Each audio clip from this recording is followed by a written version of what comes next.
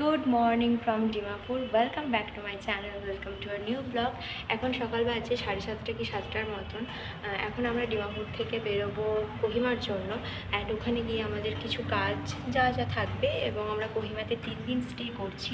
তো পরপর তোমাদের সাথে দেখা হচ্ছে, তোমরাও ভিডিওটা কন্টিনিউ করতে থাকো। আর ডেফিনেটলি জানিও নাগাল্যান্ড সিরিজ তোমাদের কেমন লাগছে। পরের দিন সকালবেলা চা খেয়েই হোটেল থেকে চেক আউট করে বেরিয়ে গিয়েছিলাম।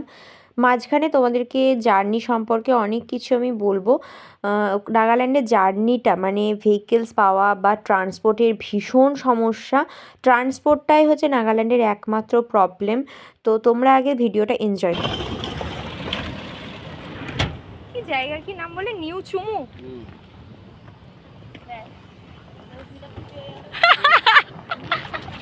নিউ চুমু বিশাল জায়গার নাম। ভাজ হয়ে যাবে না, অনেকগুলো ভাজ হয়ে যাবে না সেরকম। এদিকে বার্মা প্লেট ওইদিকে, আর ওই দিকটা হচ্ছে ইন্ডিয়ান প্লেট।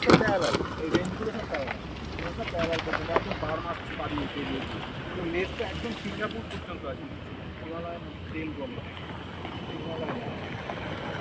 ভীষণ ভালো ভিউ। প্রথমে আমরা যে জায়গাটাতে দাঁড়িয়েছিলাম সেটা তো তোমরা দেখলেই, অসম্ভব ভালো ছিল ভিউ পয়েন্টটা। তারপরে আমরা নেক্সট স্টপ দিয়েছিলাম সেখানে আমরা ব্রেকফাস্ট করতে দাঁড়িয়েছিলাম, কিন্তু আমাদের প্রথম ওই যে রেস্টুরেন্টটাতে আমাদেরকে দাঁড় করিয়েছিল গাড়ির দাদা, আমাদের ওই রেস্টুরেন্টটা একদমই পছন্দ হয়নি। তো সেখান থেকে বেরিয়ে গিয়ে আমরা আবারও যাই একটা অন্য রেস্টুরেন্টে। আমি যদিও বাড়ি থেকে অনেক শুকনো খাবার ক্যারি করছিলাম, তো তার মধ্যে থেকে আমি কেক নিলাম, আর আমার সাথে যারা আমার টিম মেম্বার ছিল তারা রুটি টুটি করে নিয়েছিল। তারপরে সেখান থেকে আমরা বেরিয়ে যাই খনমার জন্য, যেটা আমাদের প্রথম দেখার জায়গা ছিল নাগাল্যান্ডে, একটা হেরিটেজ ভিলেজ। তো রাস্তাটা খানিকটা ছিল এইরকম, ভীষণ সুন্দর লাগছিল যেতে। তো তোমাদেরকে যেটা বলছিলাম সেটা হচ্ছে ট্রান্সপোর্ট। নাগাল্যান্ডের সবথেকে বড় সমস্যা হচ্ছে ট্রান্সপোর্ট। আমাদের গাড়ির ওপরে প্রচুর খরচা হয়, মানে পার ডে আমাদের গাড়ির পেছনে প্রায় 4 থেকে 5 হাজার টাকা করে খরচা হয়, তাও প্রপার ড্রাইভার, প্রপারলি একদম একটা মানে কমফোর্টেবল কার এরকম ছিল না। আমাদের থার্ড স্টপ এই যে জায়গাটা ছিল, এই জায়গাটার নাম আমার মনে নেই, এটা তোমরা একটু পজ করে দেখে নিও, তাহলে হয়তো বুঝতে পারবে। এত সুন্দর ল্যান্ডস্কেপ, এত সুন্দর ভিউ, আমি খালি মুগ্ধ হয়ে দেখছিলাম চারিপাশটা। আমি জাস্ট কিচ্ছু বলছি না, তোমরা জাস্ট এই জায়গাটাকে দেখো, এত অপূর্ব দেখতে লাগছিল যে বলার মতন না। তারপরে খনমা এন্ট্রি করার আগে একটা জায়গা থেকে মনে হয় টিকিট কালেক্ট করতে হয়। আমার অ্যাকচুয়ালি ব্লগগুলো এত মাস আগে শ্যুট করা যে কোথায় কী করেছিলাম আমার এক্স্যাক্টলি কিছু মনে নেই সেইভাবে, এত মাস আগে শ্যুট করা। তারপরে পুজো গেছে, অনেক কিছু গেছে। যাই হোক, আমরা খনমা হেরিটেজ ভিলেজে তারপরে এন্ট্রি করলাম, এটা ছিল গেট। এখন আমরা আছি কনমাতে। তো কনমা যদি তোমরা ভিজিট করতে চাও তাহলে ডেফিনেটলি গাইড নিয়ে নিও। এখানেই অফিস আছে, আর অফিস থেকে গাইড নিয়ে তোমরা এই হেরিটেজ ভিলেজটাকে ভিজিট করতে পারো। যদি তোমরা অফবিট প্লেস পছন্দ করো, you must go this place.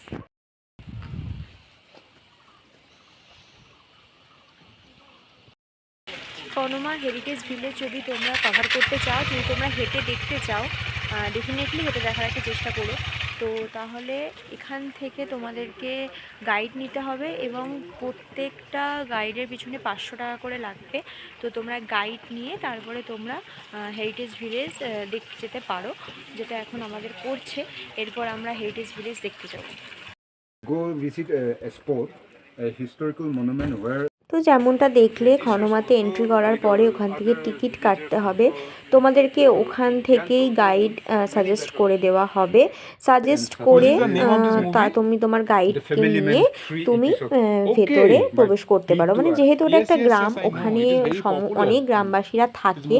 তো আমাদের যে সমস্ত কাজকর্ম বা জিওগ্রাফিক্যাল যা যা দেখার ছিল, বেসিক্যালি তো আমরা জিওগ্রাফির স্টুডেন্টরা মিলে গিয়েছিলাম, তো যা যা দেখার ছিল সেগুলো আমরা দেখলাম।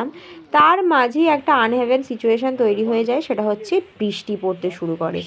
মোটামুটি এত আনপ্রেডিক্টেবল একটা ওয়েদার হয়ে যায় যে আমরা ঠিক করে সেইভাবে এক্সপ্লোরই করে উঠতে পারিনি, কিন্তু ভীষণ মজা হয়েছে। মানে প্রত্যেকটা সিচুয়েশান এমনভাবে ক্রিয়েট হয়, অসম্ভব মজা হয়েছিল। they're your student? Yes. PhD or master?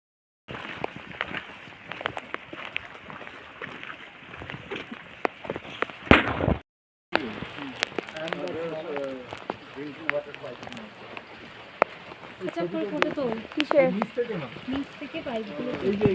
During their free time, they used to engage in this kind of activities for the girls. Men folk also, they used to engage in cane and bamboo works as part-time job. So I think she's making a normal size of some mekhela, and you can see these are normal size.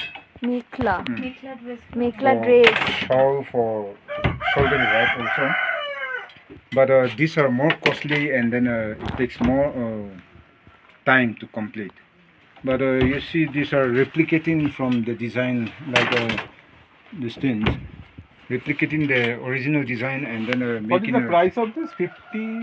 500. 500. Okay. So it's cheaper to afford, also easier to carry also in the bag. But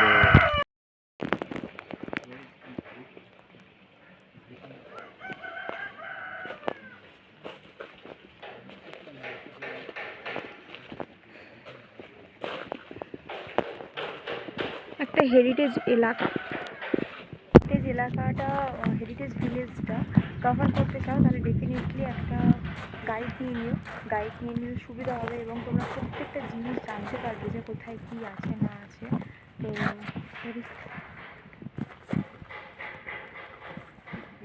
প্রচণ্ড বৃষ্টি হচ্ছে। এত সুন্দর nature, আর অনেক কিছু জানা যায়, করা যায়। ঠিক আছে, এক্সপিরিয়েন্স গ্যাদার করাটা খুব ইম্পর্ট্যান্ট।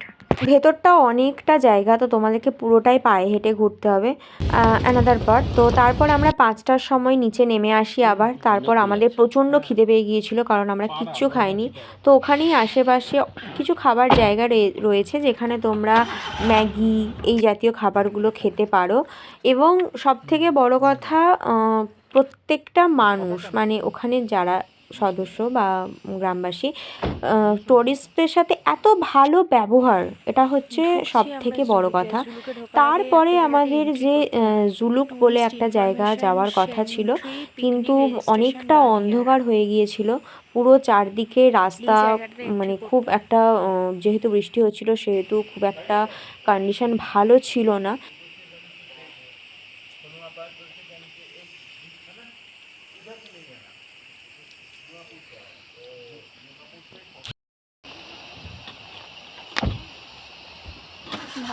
ইচ্ছা থেকে যোগ পেল।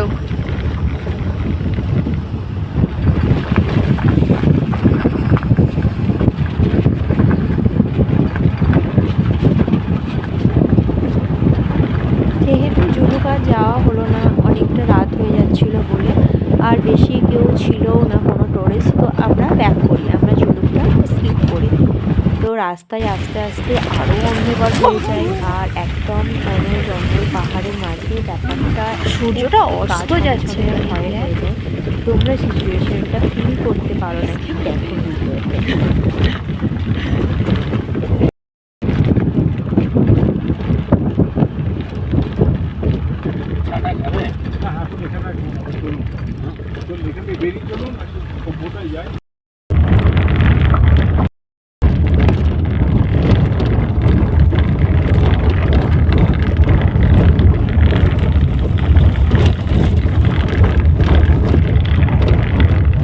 বিকেল 5:30 কি 5টা বাজছে, তখন এরকম সন্ধ্যা হয়ে গেছে। প্রায় 2 ঘন্টা ট্রাভেলের পরে আমরা সিটিতে উঠে যাই। নাগাল্যান্ডে সেরকম কোনো বড় 5 স্টার বা 4 স্টার হোটেল নেই। নাগাল্যান্ডে যেটা রয়েছে সেটা হচ্ছে হোমস্টে। বিভিন্ন ধরনের হোমস্টে রয়েছে যেখানে তোমাদেরকে নিজেদেরকে রান্না করে খেতে হবে। তো আমাদেরও নেওয়া হয়েছিল সেই রকমই একটা হোমস্টে। হোমস্টেটার নাম ছিল আকিম হোমস্টে। হসপিটালিটি খুবই ভালো, জায়গাটা খুবই এবং সুন্দর। কোনো কালকে রকম যে সকালবেলা ডিস্টারবেন্স জায়গাটা সেরকমও ঘুরে। কিছু নেই। এটা হচ্ছে আমার রুম, টয়লেটটা মোটামুটি ক্লিন।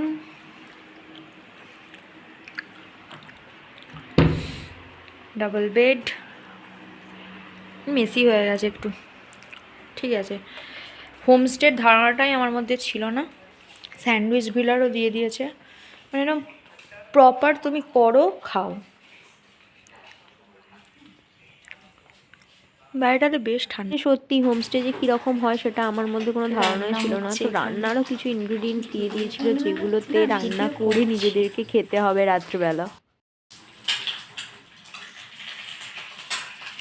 বেশি ঠান্ডা করে খেতে হবে হোমস্টেতে। রান্না করার সব জিনিস দেওয়া আছে, কিন্তু রান্নাটা করলেই হবে।